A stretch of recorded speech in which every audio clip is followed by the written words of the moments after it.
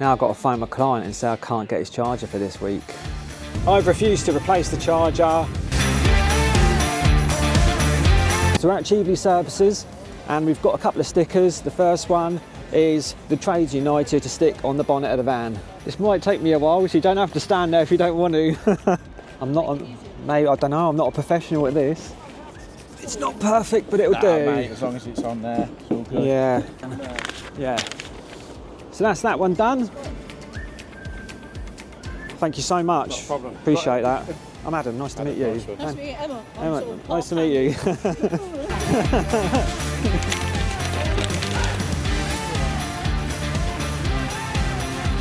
This is Monday's van security. Check this out. I think I'm going to get this done. These cages are absolutely solid and they've been tested to like the highest level, like platinum or something it's called. I'll verify this for you. They're bifold on the back and the side, which means that on the side, for example, if you've got a vehicle parked next to you, you can still open up the gate and get to all your tools. You can't get into this thing. Let me know if you think I should get this done. I'll make a video on it.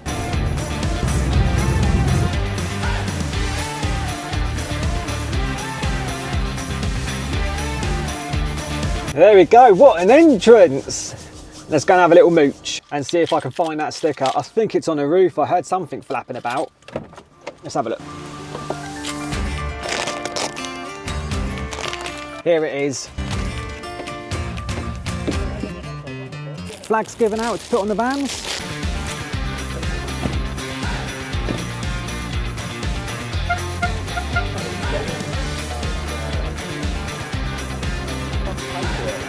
Velocity have made a big special effort today and brought down a massive tank. Check that out.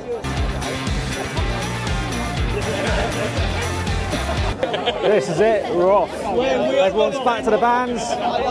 Absolute carnage. You can see how important this is to everyone. So it's been about an hour and I still haven't moved, but a very nice gentleman, possibly the copper man, has just, he's walking down, giving out little food bags. Bottle of water, bag of crisps, a pastry, a granny apple, and a nice little bit of copper keyring. We'll weigh that in.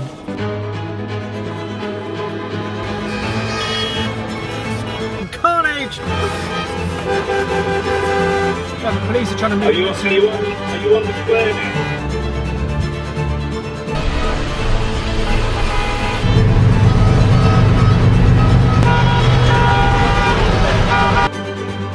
Right, I think that's about me done. I am going to head home. It's a few hours drive.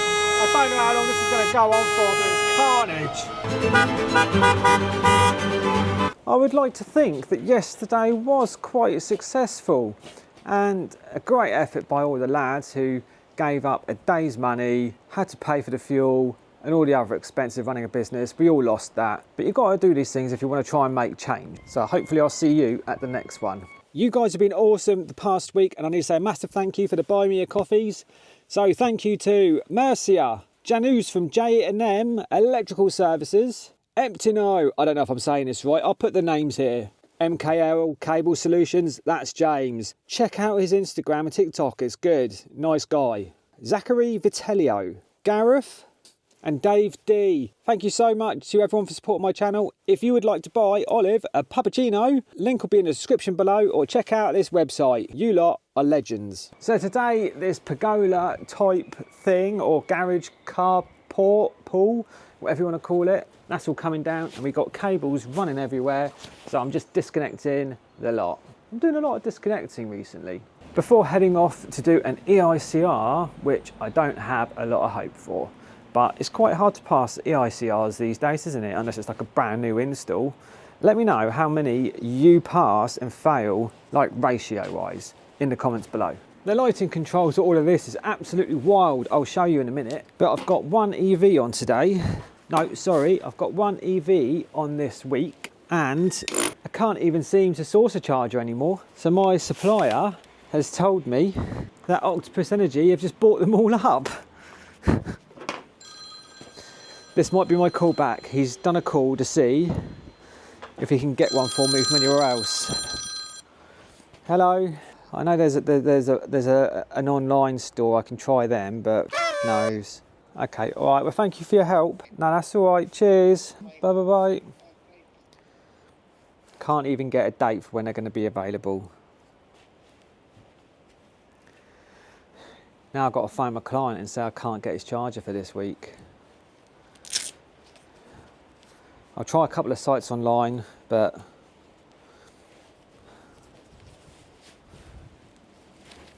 don't know.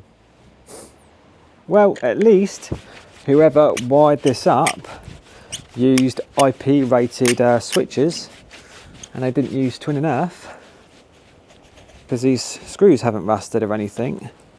And it'll be interesting to see if any moisture's got in here. Amazingly, it looks okay, apart from a dead fly and a couple of wood lice. Customer said don't worry about the clips, they just want the cables out. The whole thing's coming down.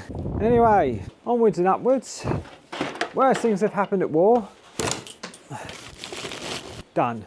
Gonna go and pick up the keys for this rental. Oh yeah, and this crazy wiring that I was talking about. Previous owner installed all of this. And the way it worked was he set it up so all outside floodlights all came on if the alarm was triggered. That alarm system's now been disconnected, and they've had a new alarm system put in which has got nothing to do with this.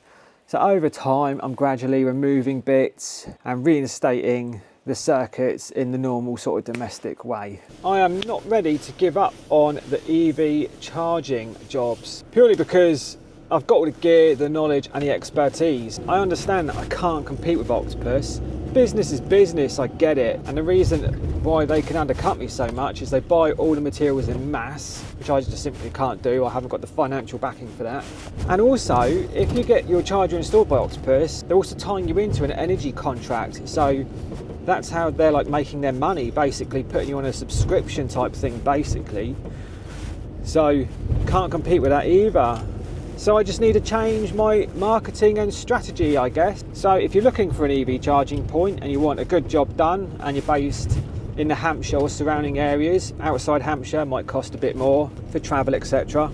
Give me a shout. Or if you have a more complex job, which an energy provider won't do because they like doing the simple, easy jobs, then give me a shout and I'll take it on. Look at my portfolio on this YouTube channel and you can see all the crazy difficult jobs that I've taken on and completed to a high standard. So I think that's what I'm going to focus on. I'm not giving up yet. I may have to eat my words on this EICR. I know the area quite well and all the houses are like quite oldie woldy, but this one looks like it's had a bit of a renovation. Here we have the split load board. Everything looks okay. A little bit of a damage on the neutral conductor on the tails there. No copper showing, but a little bit of a nick. Otherwise, not the tidiest, but it does the job. Lights down. They've got the switch wires labelled up, so that's good. Sockets off. They all look fine. More sockets off. I've taken sockets off in every room, basically, along with a light and more switches. So I take off probably more than what most probably would, just because I want to get a good feeling of the whole property. And you know what happens. I've seen there's new circuits in the board and they're the cooker and the hob. So I know over time, little bits and bobs have been carried out and changed. But all in all, so far, not too bad. ZE readings absolutely fine. And I'm using the Mega MFT X1 for this. And hopefully the battery won't die on me because it keeps doing that. So I found something a little bit unusual. I've explored outside and we have two outside lights in twin and earth cable, bit ropey, and we have like a conservatory sort of room there, and you've got to turn the lights on in there from the hallway, so they're on. But also, you already know where I'm going with this.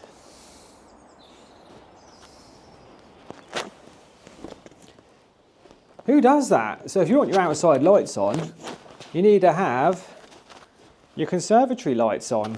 Bit strange, but the twin and earth outside is not very good. What would you code that out of interest? Let me know in the comments. Today on the menu we have the chicken and beef naked burrito. Look at this. Another £2 meal from Iceland. Can't go wrong. So this is my home today. I got it wrong yesterday. I've got 2 EV chargers on this week. Today is a Tesla, and you can see where the mains are. So because it's a Tesla charger, I've got to put in a penfold board. The cutout is here in the corner of the kitchen. So I've managed to install my board just here, which I'll show you in a bit. And I'm just trying to get my tails all in.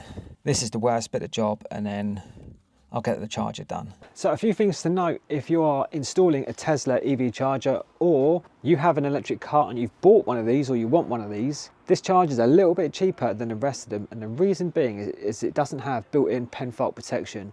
So this is an additional board that has to be installed by your meter tails, so bear that in mind. Inside here, in this kitchen cupboard, is the existing consumer unit. It's BG1. It's full up anyway. In order for me to install my separate board, there's no way I can get it up here with all of these tiled walls and everything.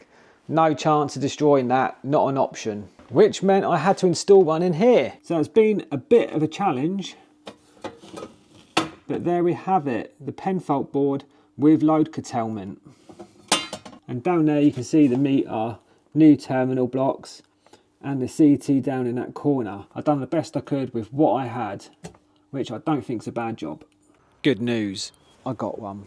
So there's an online store called HYPERVOLT, I believe it is. I'll double check that and leave it here. And fortunately they had some stock, so that's great. So if you're looking to get one of these, check out that HYPERVOLT store. Absolutely saved my skin. The EV charger position has slightly changed, and I didn't think I had enough cable, and I've just about done it. And a quick tip, I was forced to drill inside out on this one. I just got no reference points, and you'll see in a second. But if you're going to do that, use a core drill. This is a 25mm core drill, and what that means is that you're not going to blow the brick. So I've got a nice clean hole there. You couldn't see that. A nice clean hole there. I'm using a Proteus EV consumer unit, which is here, and they've got an MK one up there and a spare way next to the main switch. So I'm going to put in a breaker there, which is going to feed this one, which means we have the surge protection and the bidirectional RCBO. Through there, I've just got a fire grommet, which goes outside, and another fire grommet in between these two. I'm going to make a short on this, which I'll leave in the description below if you want to see how I've done all this. But I'm trying to keep this rapid and show you lots of things during the week that I'm up to. Also, just to clarify a few things, I've done a video of me installing a pen board for a Tesla charger, and it was like in the cupboard. In fact, I've shown you it. Obviously, people think that customers have just got like £1 million to spend, and I got questions like, why didn't you replace a consumer unit in the cupboard? But that's all well and good, but it's brand new anyway. And then also I still have the problem of getting the cable from there outside. Can't be done. Can't get down a wall, new tiles, new kitchen. I've done the best I could with what I had, and that's simply it. Where I fixed it, it's not underneath the sink. I have never ever been in a kitchen where under the cupboards, up high, away from the sink, has been flooded. Never. And it's better than me putting that consumer unit outside. So this is the real world. It is what it is. I've done the best I could. It is accessible because I installed it there. If you have any other better ideas, let me know. But like I say, all these jobs have a budget. I put a fire rated board in, all the correct protections in place, the cables are all supported. What more do you want? I know it's a bit awkward, but there you go. Right, that's the HYPERVOLT done. I can't really show you around, it's just invading their privacy. But I'm off to a Simpson & Partners warranty job now. Right, I've been asked not to show anything on YouTube, but it doesn't mean I can't tell you about it. So, there's a local guy going around this new estate close to me, and he's put in like 50 chargers, and from what I've seen, it's pretty awful. The circuit's been chucked on a split load BG RCD board, and it's on the shared RCD. Then a twin and earth cable has been basically lashed in from the consumer unit. He's cut hatches out in a dot and dab wall, fished his cable through in no zones whatsoever. That was going to be made good and just forgotten about. These like brand new jobs, these brand new houses, brand new installs, and you're chucking cables in no zones. It's mad. And no mechanical protection as well, I might add, just in case you thought that would be a way of getting around it. None of that. The charger itself, just holes drilled in the back of it, no grommet, no gland, a load of silicone though, but that doesn't really cut it. He's run a Cat 5 for a hardwired Ethernet connection, but not for the CT. So that wasn't installed either. I've refused to replace the charger. I phoned up Simpson & Partners, they're like, yeah, don't change that. And I've quoted to redo it properly, and I've said that they need to try and get their money back. The guy also has not issued an electrical installation certificate, notified building control, and I doubt he had any intention of notifying the DNO, because he never asked for the supply number or the MPAN number, whatever you want to call it. So if you're local to me and you've done all these jobs, look, just stop it. Do it properly or don't do it at all. You're giving us a bad name. These people are completely innocent and they knew nothing that was wrong with it at all, and they trusted you and you've let them down. It's not hard to do it properly, so just do it properly. Now they're gonna have to fork out to pay me to come and do it, or get you back if you're watching this, to sort it out. Anyway, on a brighter note, I'm going home.